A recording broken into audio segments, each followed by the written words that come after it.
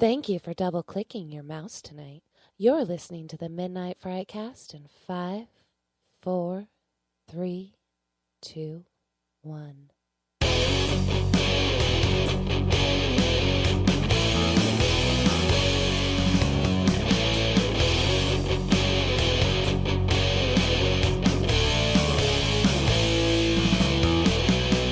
Hey everybody, welcome to the Midnight Frightcast, episode number 89. I'm one of your hosts, Josh. We are missing Maddie today, but we have the Doctor of Filmonomics, Greg. What's up, people?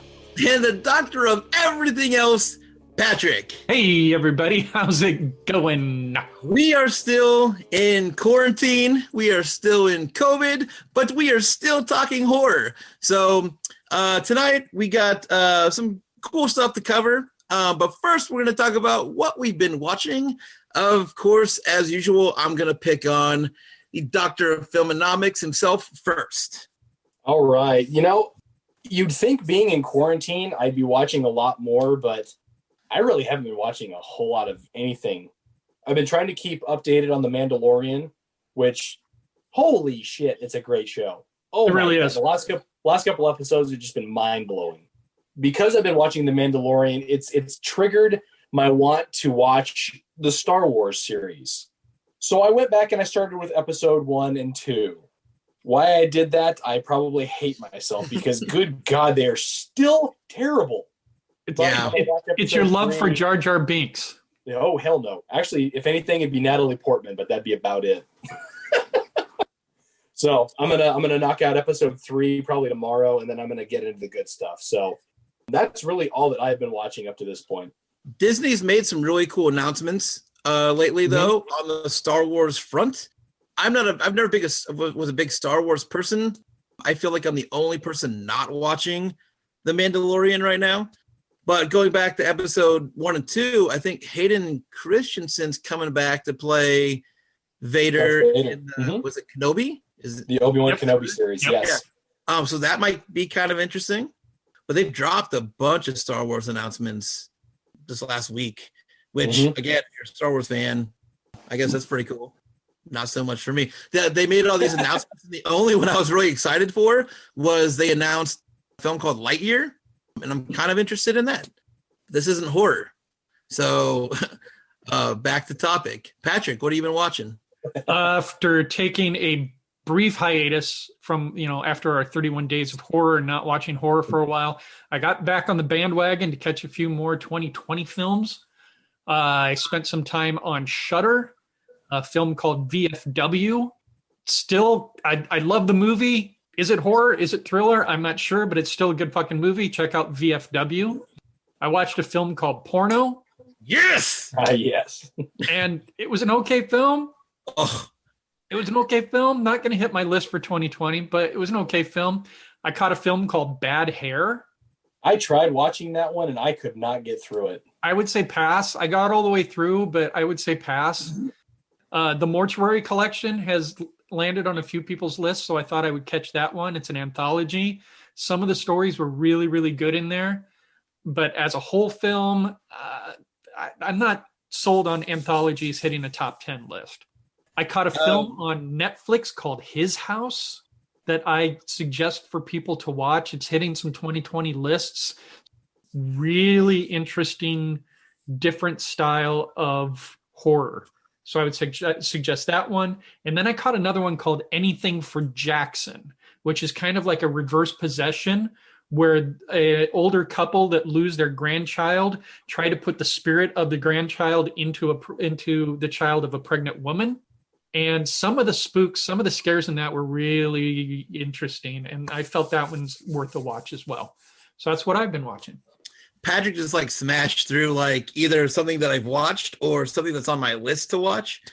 But the one thing that I picked out of the thing that Patrick watched was I did watch Porno on Shudder. I did not watch porn on Shudder.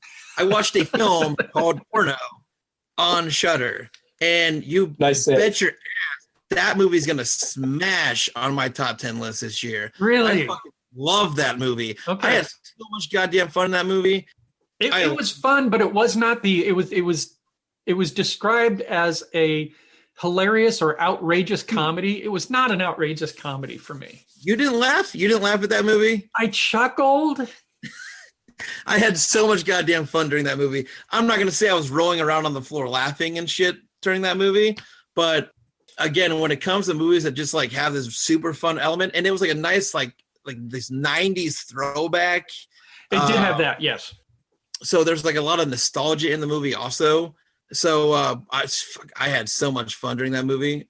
But yeah, VFW is on my list. His House is on my list. And there's a couple others that I definitely want to check out. I have 2 weeks left in December. I'm going to try to smash through as many 2020 films as I can in the next 2 weeks. But yeah, as far as what I watched, as far as talking about, that film Porno was really good. I checked it out. And then I just rebought, because my kids ruined my copies of the Lord of the Rings. I just rebought those, and I started in The Hobbit, and I've been working my way through those. So I don't know, like I'm not like it's not super like really my cup of tea, like genre wise, fantasy and stuff, but those movies I have a love for. So well, and I would still argue though that The Hobbit should have been one movie. I know I think you said that before, but I mean, leave it to Peter Jackson. Yep. And to make it 3. So but I still have a really good time watching those hobbits, walk to the mountain. So yeah, man. Next thing he's going to be watching is Hobbit porno. Right. Yep. Can't wait. Can't wait till that movie comes out. I mean, they don't have. Never mind. So I'm going to have Patrick kind of sneak in this next segment because he has the list in front of him and I don't. Go ahead, Patrick. Okay. So in our next podcast, we're going to be covering our favorites of 2020. So there have already been a lot of lists coming out, and we ran across one, and we always refer to these as our Karen lists, right? Where we always wonder who puts these lists together. And the title of this list was 13 horror movies that were scary as hell this year. And we chose this list because we've seen a majority of them and can talk about them. So I'm just going to bring them up one at a time. We're going to comment on them briefly. We're not going to make this last forever because then we're going to talk about what we're going to look forward to in 2021 right after this. We just thought we'd reflect a bit, talk about next year, and kind of move on from there. So the first one on this list of the 13 horror movies that were scary as hell this year, The Invisible Man. Greg, your thoughts? You wanted me to keep this brief, right? Yes. I know that you can almost do a revenge tangent on this one. I could and I would, and I really, really want to, but I think we should save it for next year so that we can spoil the shit out of it. My most brief comments on this movie is that they did it a disservice for what it could have been by making it a horror movie. If they had landed it in the drama thriller genre, I think that it would have been worlds better than what they made it into. I loved Elizabeth Moss in this. I'm not giving her any crap because she's a phenomenal actress, Scientology aside.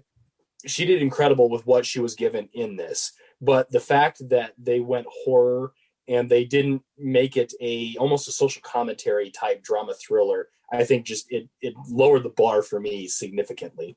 And no, it was not scary in the least bit. I would agree with you that I think this is an excellent thriller, not so much horror.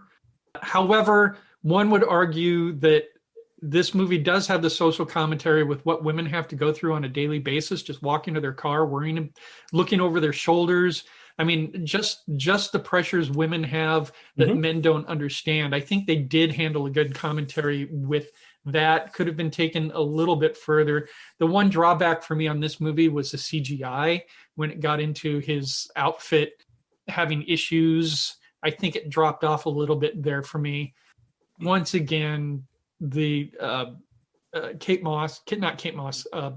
Elizabeth does an outstanding job. She's an amazing actress. Yeah. And like I said, religion aside.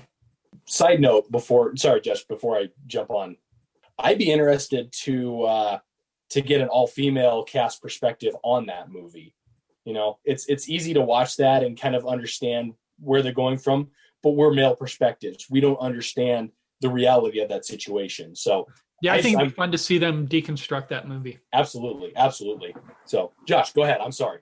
No, so I'm the asshole that made us do this, and I didn't see the first two movies on this list, nor have I seen like a handful of the movies on this list. So I'll just give this hand signal of like, don't call on me because I didn't see it. I have not seen The Invisible Man. Again, it's on my list. I just haven't watched it yet. So yeah, I would suggest watching this before end of year because it could be a qualifier for your top. You think? Okay. I mean, I'll check it out. There's other ones that took like when we did that 31-day horror challenge, there's other ones that took priority that just looked more interesting to me. Even like a lot of them were indies and they looked more interesting than The Invisible Man. So it just didn't make it a priority, but I will check it out before we do our top 10 list. So the next movie is called 1BR, basically one bedroom. And it is about a young woman that moves into an apartment complex and not really knowing that she's moved into a cult complex. Oh. And to me, it was a really interesting psychological film. Not a ton of horror in this one, but I believe it would qualify as a horror movie. Have any of you guys seen this movie? I have not. Josh is down there screaming no. It's on one that was on my list, though. I wanted to check it out, and I just have not been able to find it. I also haven't been looking very closely for it. So if you know of where it's at and can direct me in said direction. It's on Netflix.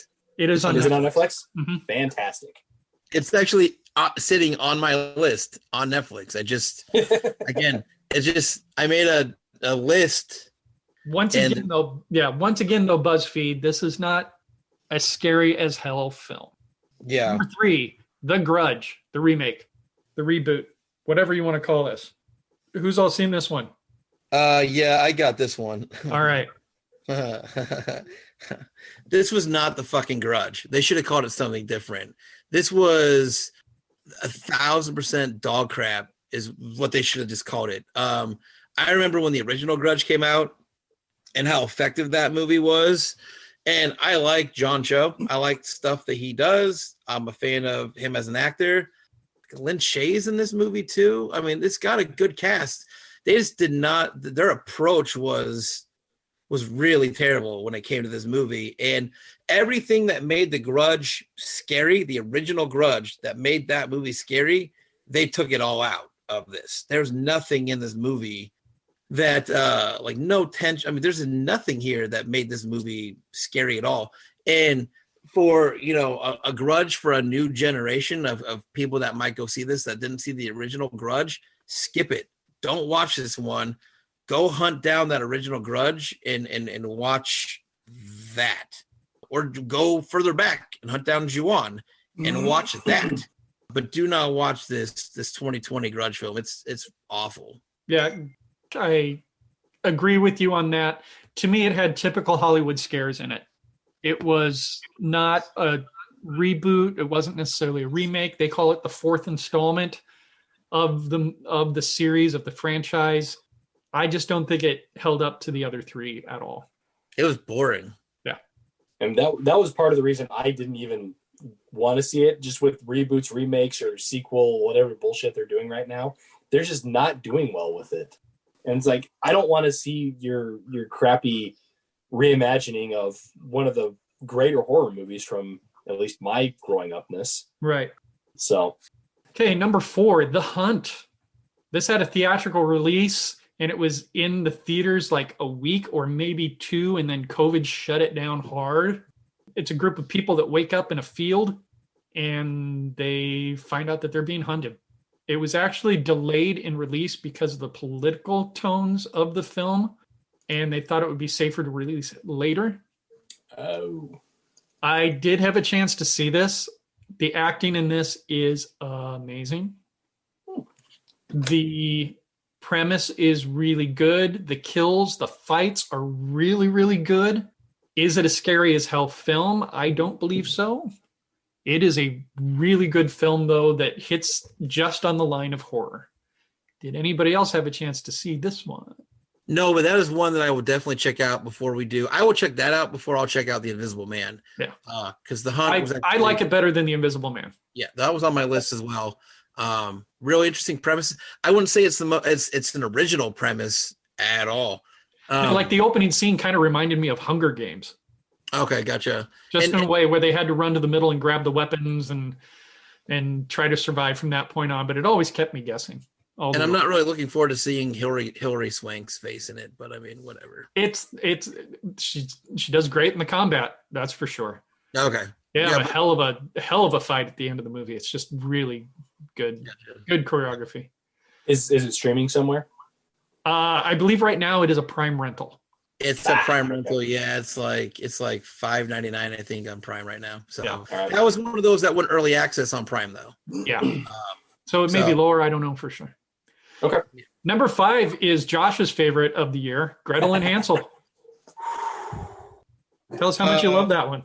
I mean, I feel like that was one of those, because that's grim fairy tale, right? Gretel and Hansel is grim. Had all the makings of the possibility to be a legit, like, super dark, really scary horror film, and the approach was like all wrong. I wouldn't even say it was cast bad, because I thought the cast did a really good job, but they had a really piss poor script. The story was really bad. There was just nothing in there that kept my attention at all. And I was really bummed, because I was really excited to see that film and did everything I could to kind of wait for it to come out and hunt it down. And then it was just a big ball of disappointment for me. Yeah, to me, this ended up being more of an art film than a horror film. Greg, did you have a chance to see it? No, I was ready and raring to check this one out. This was on my 2019 list of what I was anticipating for 2020. Just because I love that folklore. I love the Grimm's Fairy Tales types of movies. And then Josh kind of killed it for me. So, no, I have not seen it. I'll probably watch it at some point, but it's not high on my list of things to get knocked out quick. Okay, the next film I believe we covered in the podcast, The Lodge. Correct, we did. Do we need to say any more about it? Yeah. Do we want to say any more about it? I think we all ended up liking it, but knew that it could have been taken a bit further. We all recognized that the kids were pretty damn creepy in the film, but we also didn't know what was reality and what was supernatural in it. Right. There was some clarification issues, but I think in the end we all enjoyed it. I don't think we all would have said it was scary as hell. No. No, I think it's one of the scarier ones on here, just because you get to a point of what is real and what is supernatural. And I think that heightens the level of, I don't know what's going to happen. I don't know what's real. And I felt, and if I remember right from when we talked about this originally, the real horror is watching the descent of the girlfriend and seeing what the kids are doing and how it's like throwing her completely back into a life that she once knew. And that for me was probably the best part of the entire movie. Yeah, they did a really good job playing that, making you play that guessing game. And yeah, so psychologically, that movie was on fucking point. Yes. Everything, no real scare factor to it. But I mean, visually, I guess, mentally, like, depending on kind of what mindset you were in at the time when you watched that movie, that could have had a definite scare feel to it. Definitely had that shining element to it. Where I agree with that. Absolutely. Yeah. So it kind of gave you that same feeling of isolation. Now, the next movie I don't think we have to cover, because I don't think anyone in this group has seen it. Fantasy Island. Ugh, no. I don't think it had horrible reviews, so I have avoided it. The next one just came out recently, I think just a couple weeks ago, and then it hit VOD right afterwards, and that is Vince Vaughn's Freaky. On my list. To me, the build-up for this movie made it a letdown for me.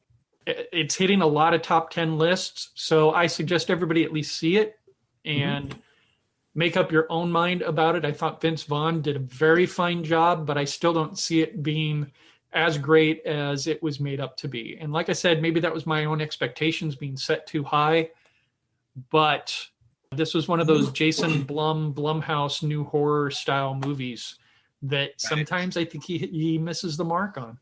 This looks like it has that that same like kind of fun element that you get if you watched Ready or Not, something like that. And people were like, "Give Vince Vaughn a goddamn Oscar," because they just thought he was so. I'm reading He's like how he's really good, but it's not like it's also Vince Vaughn doing what Vince Vaughn does. That's true. Very true. So yeah, I say watch it. Take an opportunity and watch it, and make up your own mind. I believe we've all three seen the next one called The Platform. Mm-hmm. This is a Spanish sci-fi horror in which there's this multi-level building where this platform of food gets lowered from the top to the bottom, and it's all about who's going to leave food for the next group, or if they're going to spend their time to just be gluttonous. I really enjoyed the psychology of this movie quite a bit, and I would recommend it for people to watch. Greg? I second that, and I think I had you watch this in our recommend for one of our other cast people. It's a social commentary for sure. So if you're into social commentaries, it's probably not for you. But the stylistic horror of what it was is done incredibly well. I don't want to say too much more about it. I don't want to spoil anything. If you're remotely interested in it and you don't mind a foreign language film and reading subtitles, jump on that. Yeah, I mean, I can't say much more. We all really, I think, enjoyed that movie. It was really well done.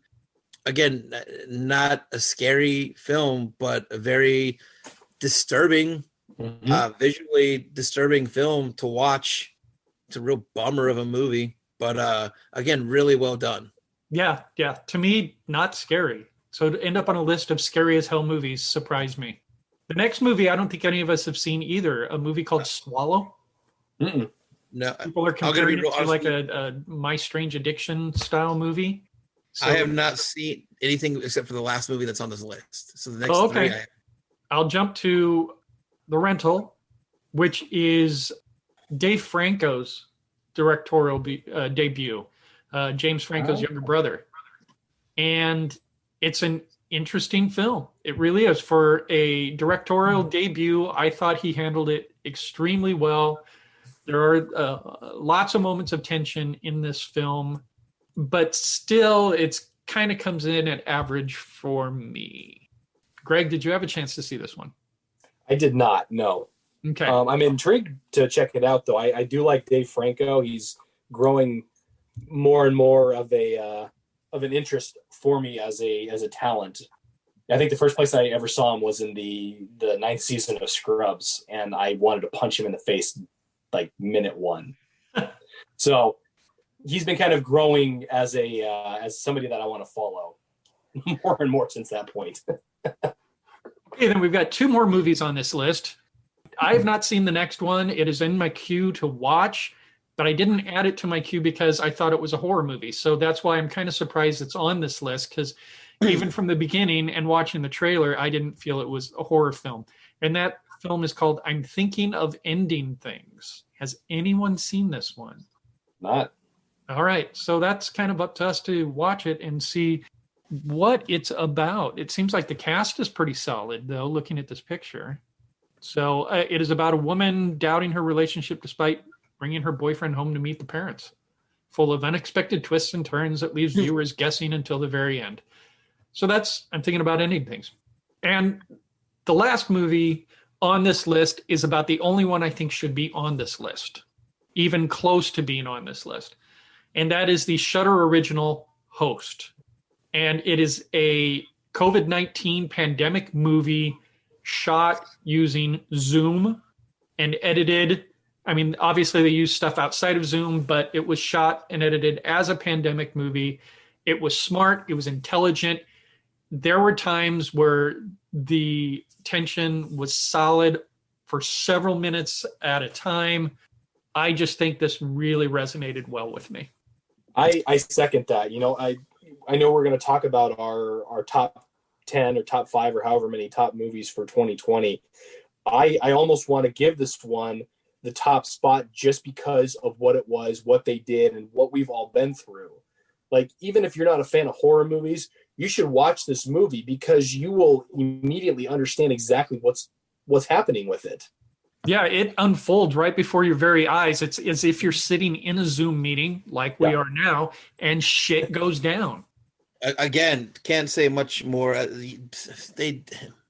It's easily the scariest film on the list. They did a really good job pushing some stuff in the movie for a film that's shot all on Zoom. Like that could go terribly south real quick. It could be super boring to watch that movie, but they did a really good job with some of the scare elements in that movie, and yeah, I thought it was a lot of fun. So I don't know, best movie I've seen of 2020 or 2020, no, but definitely the scariest movie on this list, and again a really good movie that I would check out if you have Shudder.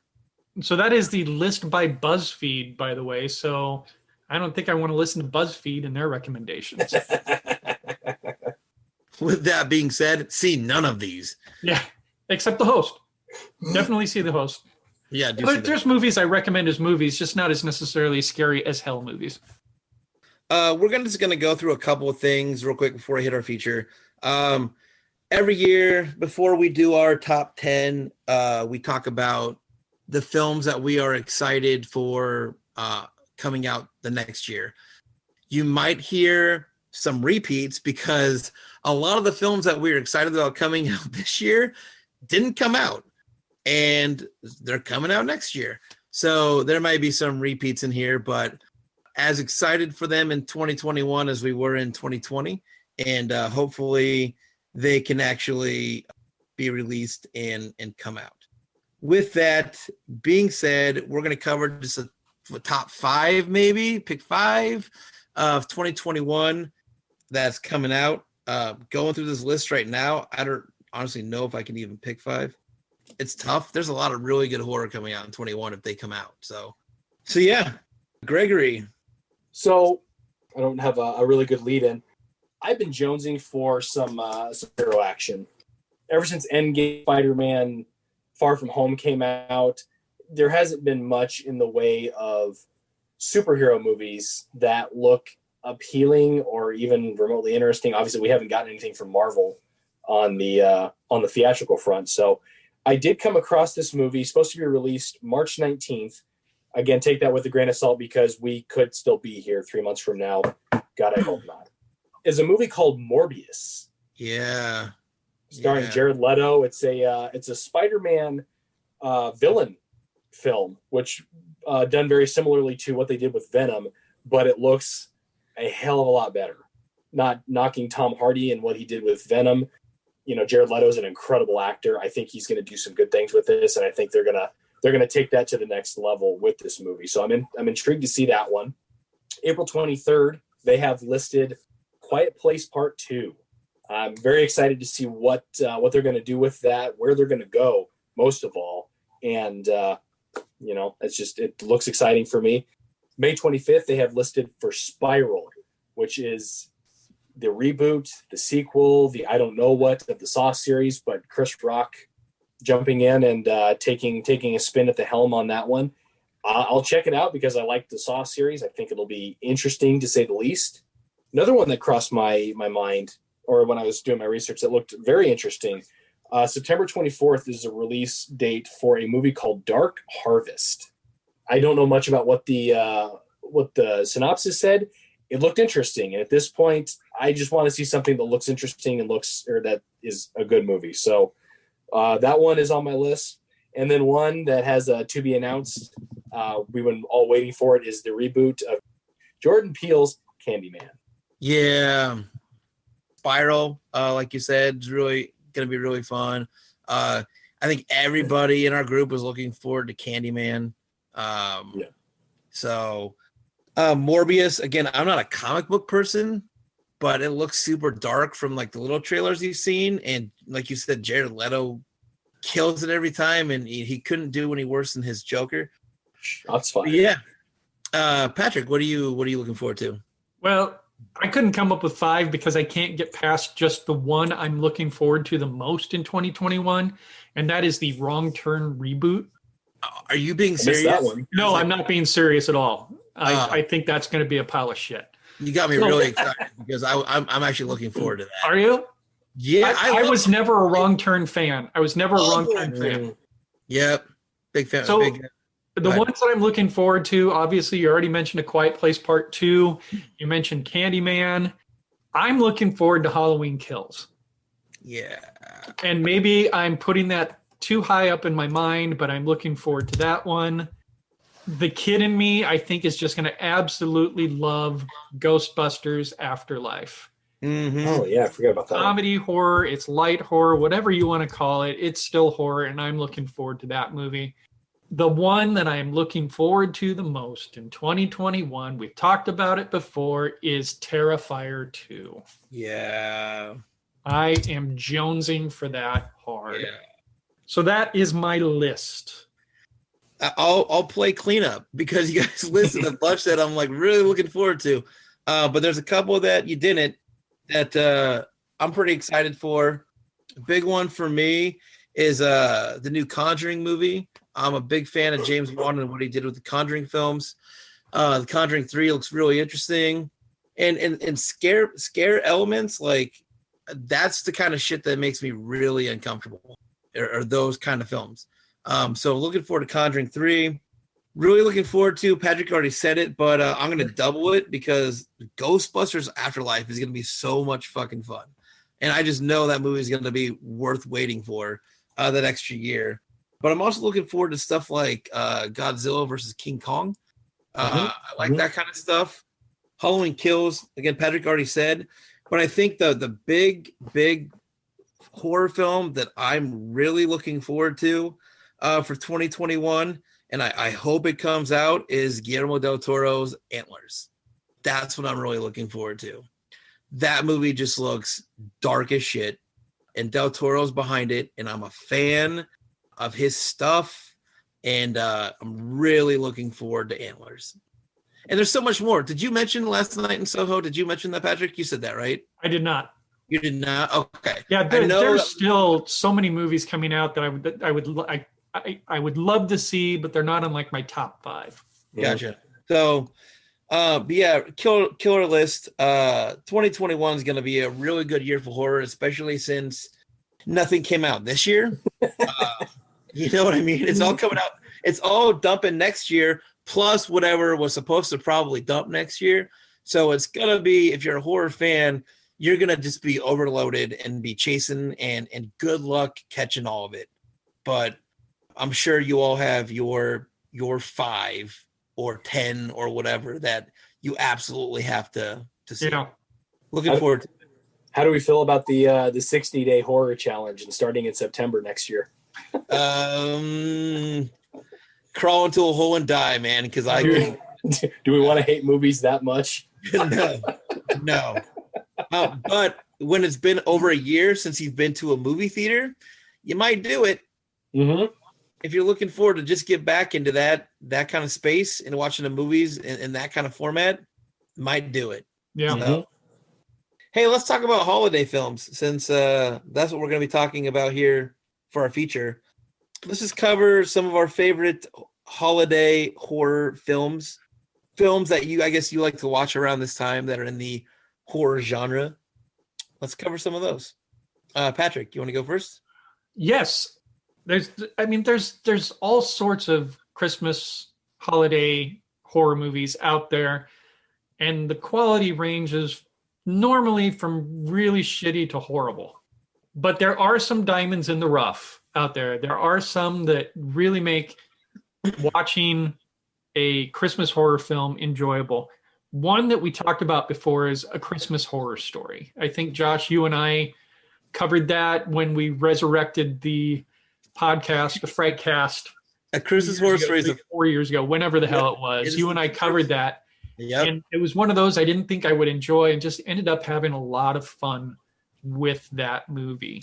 And it's one that I'll still, when Christmas rolls around and I'm looking for something that's different, I'll pop that in. I really enjoy that movie. Greg, you want to throw one out? Actually, I completely forgotten about that until just a little bit ago. I was scanning through some Christmas horror movies, and stumbled across that one, and I would agree with the Christmas Horror Story. So okay, cool. Yeah, that's the first film that we covered when we resurrected the Frightcast 4 years ago was Christmas Horror Story. What a film to pick! Out of all the movies we could have picked, but it was around December, right? That when we did that, so kind of worked out. I'm just gonna throw this out of the gate first because it's a film that I have to watch around this time every year. Just watched it with my daughter for the first time last year, and that was Gremlins. I watched that movie around this time. It's a safe horror film to watch. I feel like it's a starter kit horror film, but I showed that film to Emma last year when we watched that around this time, and yeah, Gremlins is one I definitely chase around this time because that's a movie I saw when I was a kid, so that's just kind of followed me to being old and a film that I like to watch. So Gremlins was on my list, so I'm throwing that out. It's my second one. Yes, it's definitely a Christmas movie, and it definitely is a lot of fun. And for kids, it can be scary, but it is a good, solid Christmas horror film. Yeah.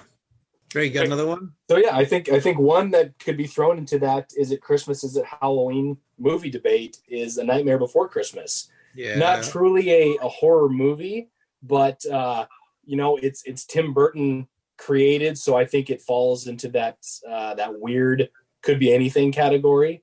But it's a cult classic. It's a really, really good movie, and I like to watch it around Christmas and Halloween. So why would you say no to a movie you can watch twice throughout the year? So Nightmare Before Christmas. I'm gonna eat shit for this one. But that's okay because I eat big bowls of shit all the time when I talk about this stuff. So it's cool. One that we kind of sort of recently discovered that came out within the last couple of years. I don't remember what year it came out. But again, a really fun one was Better Watch Out. I really dig that film. It's a lot of fun. If you ever wanted to know if the Home Alone theory could be proven, watch Better Watch Out if you haven't seen it, because that's something that's part of that movie. It's what Home Alone should have been. Yeah, kind of. But yeah, Better Watch Out is just it's a fun movie, and the lead kid in that film just makes you want to strangle that kid. So it's a good watch though. So, and that's always, I think that's streaming on Tubi TV right now. It's always streaming somewhere. So you can find Better Watch Out pretty easily. Better Watch Out was number 3 on my list just because I enjoy the hell of that one as well. So I'm just going to keep that as my third one and pass on to Greg. So my next one is one we've actually talked about already tonight, was The Lodge. Not a true Christmas movie, but based around Christmas, and I think it's a great horror movie, so not much more you can say about that one. I'm waiting for someone to say Die Hard so I can read through this and smack them. There's a film that came out, again, I don't know the year because this fucking shit doesn't say years. Doesn't give me the year. But there's a film that came out a few years back called ATM, which is something I pull out around this time. Super simple film. And it's one of those films that it took place on Christmas kind of. So you count it as a Christmas movie, I guess. But it's 3 people leaving in an office Christmas party. They stop at one of those ATM places that it's like an ATM, but you have to go inside the little building to use the ATM. Yeah. Thank you, Greg, for using words that I clearly can't figure out. They get basically trapped and stalked by this killer on the outside. And have you seen that, Greg? I know I lent that one to you. Check out ATM. I don't think so. You gave it back. Okay, I probably didn't get a chance to watch it. But yeah, it's ATM is definitely one of those films that I definitely recommend around this time. It's a really good, fun watch. Super easy watch. So yeah, it's good stuff. And it's got Josh from Jake and Josh or whatever that show was on Nickelodeon. Yep. Yeah, That was I just looked it up, 2012. Yeah, it's good stuff. So check out ATM. Sorry, Greg, but I'm going to steal one of yours. And I'm going to say Krampus is just a good movie to watch at this time of the year. Yeah. I'm going to leave it at that, Greg. I'll let you talk about it. I don't think there's much more to say. I mean, if you want a good Christmas movie, a good Christmas horror movie, I think Krampus should take number one, if not be in the top 3 to 5 of anybody's list. Incredibly well done practical effects. You know, you got Adam Scott, David Koechner in there. Great cast. I can't think of the kid's name. Shoot. I think he's the one that steals the entire show. Like MG Anthony or something. I can't remember what it is. Emma and I watched that during the 31-day horror challenge because I let her pick a couple of the films that we watched through October, and she wanted to put that on her list for her Christmas movie watch, but it's not like really a happy, cheery one, so we kept it off her list. But sure, she did. Emma dug Krampus a lot, so, and that was her first time watch in October as well. So it is good stuff. And also, I don't know how I forgot this actress's name, and I can't think of her name right now. I'm blanking. Toni Collette? Thank you. I don't know how I missed her. Friggin' horror legend at this point. Yeah, the last film, again, on the list for me is, I think, probably the only true horror film that we've mentioned. We've mentioned a lot of fun films, but Black Christmas.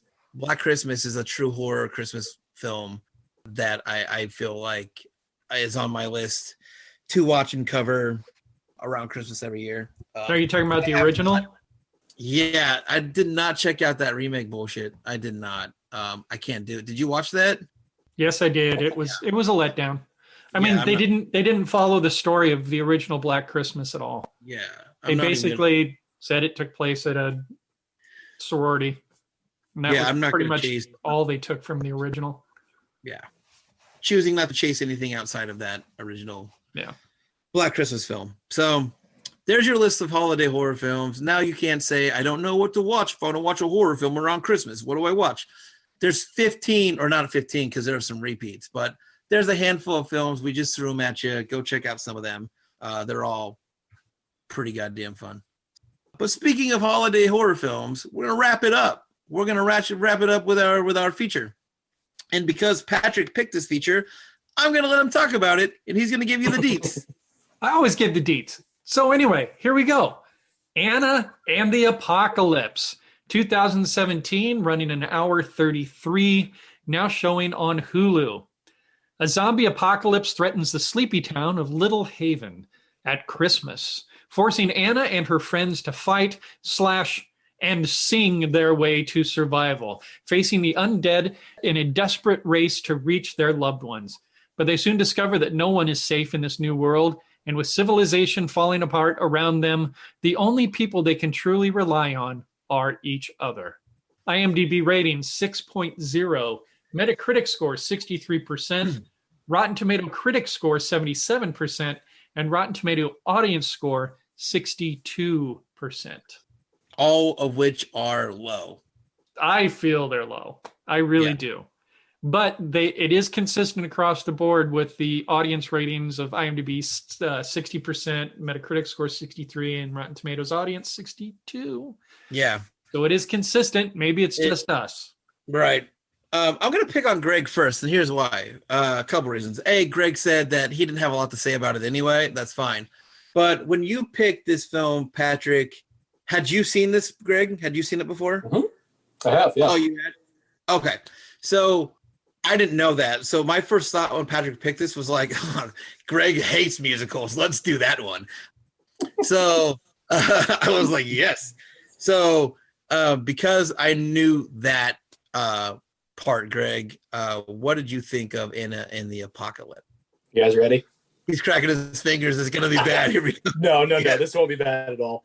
Like I said, I saw this, I think, back in September or October, just because I was curious. I don't hate it at all. I actually enjoyed the story and the premise of what it is. Yes, the musical thing is not my favorite, and I think it detracts from the movie. I think it adds a little bit of lightheartedness, which helps, and it's nice. But for me, musicals, if you stop and pause a story so that you can sing a song about what's going on in the story, it pulls me out of it. The movie didn't do that as much because I feel like it made fun of itself a little bit for what it was. At the end of the musical number, they would go right back to what they were doing, which I enjoyed. As far as the story goes, I mean, it's your standard apocalypse zombie taking over the world type film. So there's not a lot of creativity that you get out of that. I think the creativity comes in the zombie kills, which I thought they did a fantastic job with. The relationships between the high schoolers, which I liked. I thought they did a really good job with those. And how they ended the film, which I actually really, really liked. The thing that I liked the most about the ending of this film is it's not a typical musical ending where they kind of sing about it at the beginning. You don't get your typical Hollywood ending. It's not a happy ending. And it kind of ends with the three people in the car. They don't know what's going to happen next. They don't know what life's going to bring them. And I think it leaves it on a note of foreboding of realism. What would happen in this situation if there was truly a zombie apocalypse? You would be traveling somewhere. You don't know what's going to happen. You don't know what's going to go on. That's what I really liked about it. A great movie. I definitely think you should check it out. I consider adding it to my favorite Christmas horror movies. I don't know that I could push it over into actually adding it on there, but it's a good watch. It's definitely a good watch. I'm going to have you go here in a second, Patrick, because I'm curious as to why you picked it, which I should have picked on you first. The one thing I will say, Greg, that you kind of touched on it a little bit, but the one thing about if you go see a musical, it's like we're talking. Now we're stopping, and now we're going to sing, and there's a dance, and then and then we stop singing, and now we're either moving to the next thing or we're talking again. The one thing I thought that Anna and the Apocalypse did really well with their musical part of this was their transitions were really well done as far as weaving in and out of getting in and getting back out of the song. There wasn't that like now we're singing, now we're stopping, now we're moving on. They weaved in and out pretty well, I thought. And that's where I thought they kind of made fun of themselves. Like, we know we're stopping, we know we're singing, we're going to go right back into what was going on. I think they did a really good job with that. Patrick. The purpose of music in musicals is I'm about to get a lesson, aren't I? Educated, Greg. No. What it is that when the emotions become so heightened, that's when the songs begin. That is the purpose of music in musicals. And I feel that they handled that really, really well within this film. I'm going to jump back to why did I pick this movie? Well, we knew that we had maybe 2 podcasts before the end of the year. And traditionally, we've usually done a Christmas horror film during one of those podcasts at the end of the year. And I know that this was something that we had seen, that all of us had seen. And with us kind of slowing down on the podcast just because of COVID and all this other crap, and it has been more difficult to do the podcast, I figured I'd just give us a better opportunity to be able to do this. It is a movie that we'd seen, so we can come into this somewhat prepared anyway. I also suggested it because I really enjoy this movie. To me, it's a lot of fun. Dare I say it's like High School Musical thrown into Dawn of the Dead, something like that. Because I hate High School Musical, I really do, and because it's too cheesy. And it's strange to say that because the opening numbers in this film are kind of cheesy, but not really. They're characters talking about wanting to get out of the rut that they're in, out of the situations that they're in. So that opening number in the cafeteria, I thought was really, really strong for what they were doing. But then we also transition into one of the next songs, which is Anna coming out of her house, singing in complete dichotomy to what is going on around her. Because her and her friend John, I believe his name is John. Yeah, John. Are singing about all these hopeful, wonderful things. And it's like, I can't remember the name of the movie now. It's one of the Day of the Dead, Dawn of the Dead, one of those. Yep, it's the opening scene of Dawn of the Dead. Of Dawn of the Dead. Playing behind her. All this shit is happening while she's singing this wonderfully happy song. And I just thought it captured the moment really, really well up until they both end up in the little park and the snowman approaches. Cemetery. Yeah. And from that moment on, it just caught me and kept me till the end. I was just fixated on this movie. This movie, when I tried catching it when it came out in 2017, it had distribution issues, so it didn't really hit anywhere until 2018. I watched it then, loved it. It is at the top of my list for Christmas horror films, just because it's so much fun. It's got elements of Shaun of the Dead. It's got, like I said, it's a musical, which musicals are dear to me. I love them. I direct them. I act in them. I just love musicals anyway. So that's why I chose the film. I can't say enough about this being kind of a mashup of so many films that are out there, and they just embraced the humor very well. There are points I just would laugh out loud. For me, I would say the one drawback is the performance of the headmaster. To me, he was a little annoying, and I think it was mostly because of the voice affectation that he was taking to do it. I don't know if it's because he's not a singer. Maybe he is a really great singer and he just decided to play it that way. But his performance, I think, is the one drawback to this movie. I'm so glad you brought that up, Patrick. But keep going though, because I'll touch on finish up. No, I'm pretty much done. I'll be able to respond to other people's comments. Yeah, you pretty much punched on everything that you could really talk about in this movie. That scene with them singing that song and the Dawn of the Dead stuff going on in the background is probably one of my favorite scenes in the whole movie.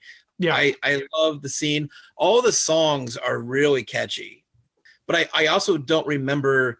I don't remember some of the songs from the first time I watched this movie, like the scene where they run into the ex-boyfriend and their friends, and they break out in a song, and then they beat up those four. I think they're runners, those girls or whatever. Yeah, it's like a lacrosse team or something. Yeah. Oh, was it? I thought they were cheerleaders. Yeah, I didn't remember that scene at all, but again, love that. The killing of the snowman is where I lost Emma. When they cut the head off the snowman and that happened, she's like, I'm out. So she left right after that. The fight scene in the bowling alley, I love that. It's super fun. But then there's some really good spots in this movie too, where they slow it down and the fun and the funny are gone. And those are some of the best scenes in the film. Greg, you want to talk about? I just want to point out one was the scene where I think her name was Steph, the really blonde-haired girl, was sneaking back into that office, and she's got the two kids. I wish I could remember their names, and I apologize, I can't. So when she's crawling out, and then the zombies actually start attacking them, and both of them get bit. You see this look on their eyes of, okay, well, we're going to die, but we're going to die together. It's a really sweet moment, actually. Right. Yeah. I think it was Chris and Lisa. Is that sound right? Yes, there they are. That's what it was. Yes. Thank you. The love interests. Yeah. They played that scene really well. It was just a really bittersweet, love moment. Yeah, because I mean, the movie's been around for a couple of years now. We can spoil the fact that they sacrifice themselves to they're not the only ones. There are people throughout this movie willing to sacrifice themselves for each other. And I felt that the realness of those situations and I'm quoting my fingers here, in an unrealistic film worked. Absolutely. And they harken back to that at the very end, where her one friend that had the sweater that lights up, and then at the very end, they show him as a zombie, but they show a little bit of that he still has a little bit of his humanity by what he does at the end. Same thing with her dad, some other items. I think it's worth noting the actress that played Stephanie as well. I thought she played a really interesting character. I agree. Yeah, because she was kind of she was an understated heroine in this movie that normally you would see get killed off, right? Yet survived. Yeah. I like that they played almost against type in this. I mean, obviously you knew Anna was going to survive. It was her movie. Mm-hmm. But after that, anybody was fair game. You Right. couldn't pick who ended up at the end of there if you wanted to. Right. And I really appreciate that they did that. I mean, that's kind of your typical horror movie. You've got kids you don't know who are going to exist at the end of this. Who goes? Yeah. Right. I would also say, after having said, the performance by the headmaster, Josh, I felt this, and I'm wondering if you felt it as well. Did you feel that last battle scene was kind of weakened because of the performance there, that duet that was going on in the gymnasium? This is where Anna's going up to save her dad. The spot where, again, spoiler, the spot where he falls off the stage, that whole scene. Right. That whole scene leading up to that. I thought it was really cool when he ended up crowd surfing the zombies. Yeah. Because then he was in his world. I mean, he actually loved that. That was an interesting take. So it's complete opposite for me. I think it was Professor Savage was his name, something like that. That was the headmaster. Yeah. Yeah, Tony Savage. Yeah.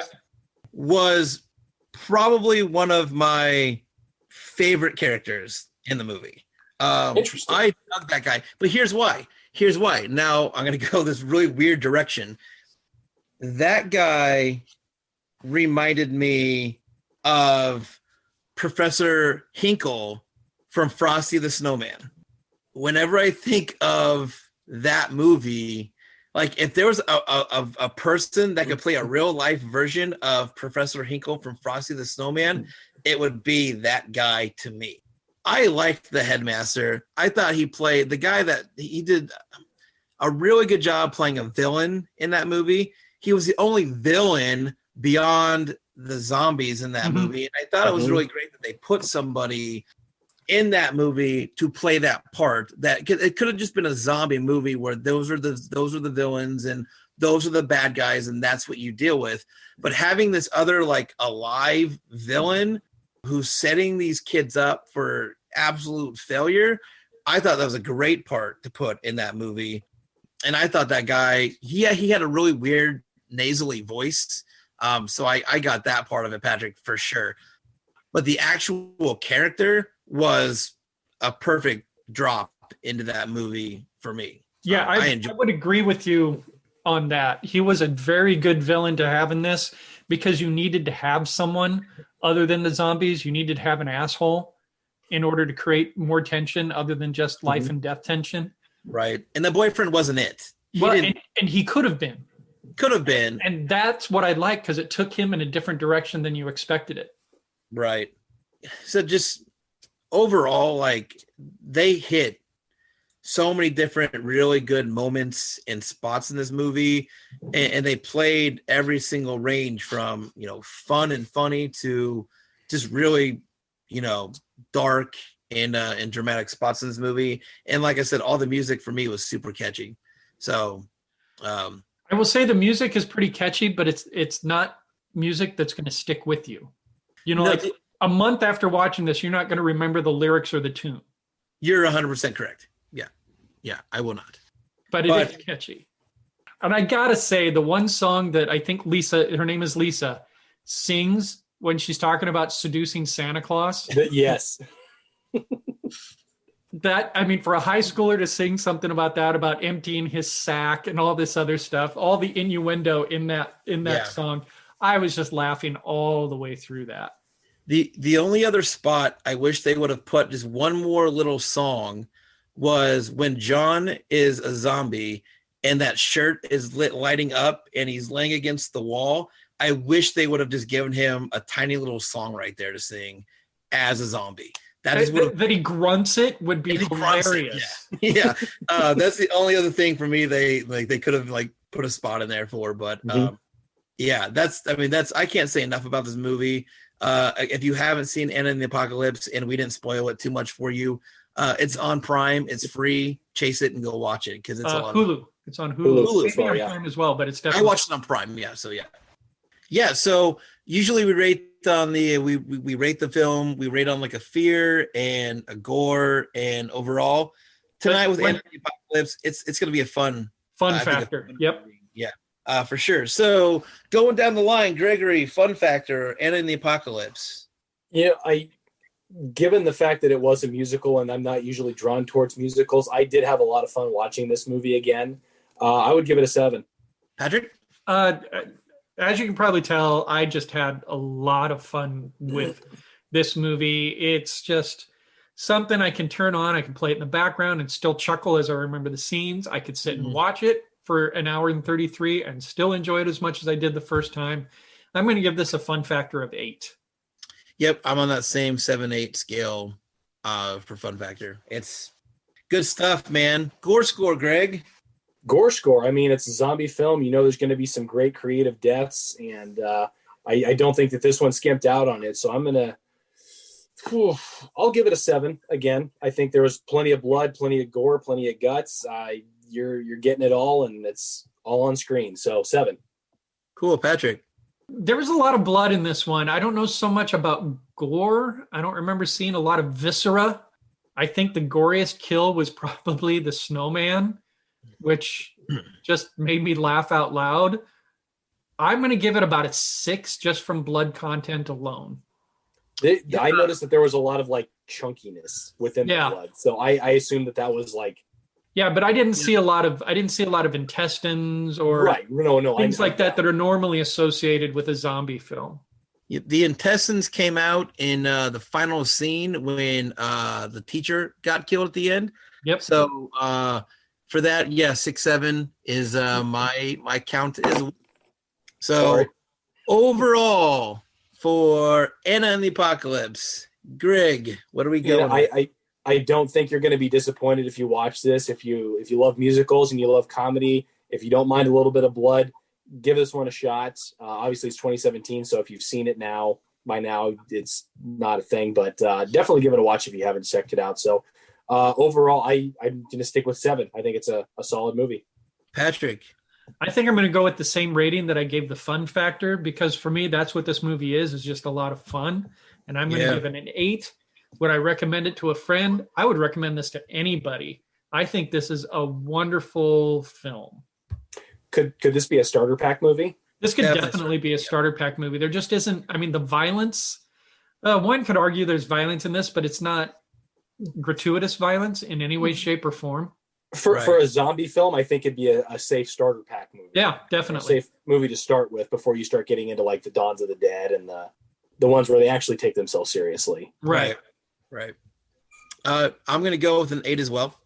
Tons of fun in this movie. I would definitely recommend it. Not even for even just horror fans. Because outside of a horror fan, you can watch this film. There's that element to it, but there's a lot of other elements to it that you can find in a film that I think you would enjoy in this. Horror is just a small, really to me, horror was a really small part of this movie. This was a musical comedy with horror elements, if you ask me anyway. But I definitely recommend it to anybody to watch this movie. It's a safe, like you said, a safe starter pack film. So 8 for me. All right. Other than that, we'll be back for the final 2020 top 10 list. It'll be interesting this year because, again, 2020 was a weird horror film year. So I feel like this is going to be one of those years where usually we match in some of our choices. But this was a year where 2020 horror films were so all over the place that and there wasn't a lot of not that I remember, a lot of Hollywood horror films that came out. So I feel like we're picking the best of indie horror with a couple Hollywood horrors in there somewhere. But I'll be really curious to see everybody's list and where everything ends up, and how you make that list. Yeah, I'm not sure how well Hollywood horror is going to do this year. Yeah, it's going to be real minimal, if at all. So, but Patrick, take us out with some plugs. Unless Greg, do you have a plug? I have no plug. The only plug that we're going to get is we're going to get plugged from Patrick. So, Patrick, plug the rights. All right. So, if you're a fan of the Frightcast, and we know that you are, help us out. Head on over to iTunes or whatever platform you're listening to us on and make sure that you rate and review us. You can find us on iTunes, Google Play, Google Podcasts, Spotify, Stitcher, Play or FM, and many, many more. Make sure that you check us out online. We are on Twitter. We're on Facebook. Just look for Midnight Frightcast, and you should be able to find us. And then also make sure that you check out our films at midnightfrightfilms.com. Hey, also, if you haven't checked out, Patrick's been doing this really cool thing called the 15-minute Frightcast that does not involve Greg or myself or Maddie. It's just, a one-off special guest kind of thing. Well, Tom's been on there a couple times, but he's finding and kind of new faces to jump on these 15-minute Frightcasts, and they're covering older films, but killing it with the people that are on it. I'm really enjoying it, just as like somebody watching. So if you have not gotten a chance, go back and watch those 15-minute Frightcasts too, because killing it on those. But otherwise, for myself and Patrick and Gregory, this has been Midnight Frightcast episode number 89. We'll see you for number 90.